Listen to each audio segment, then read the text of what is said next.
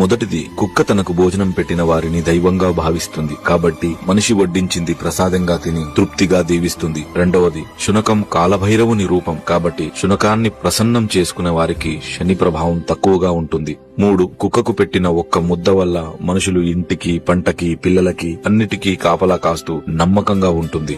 4, ఇంటికి జరిగే అరిష్టాన్ని ఆవు గ్రహిస్తే ఇంటికి పొంచి ఉన్న ముప్పుని కుక్క రానివ్వకుండా చేస్తుంది. 5, కుక్క ఒకే జంతువు మనిషి బాధని, కన్నీళ్లను కూడా చూసి అవి తొందరగా పోవాలని, నా యజమాని సంతోషంగా ఉండాలని మనస్ఫూర్తిగా కోరుకుంటుంది.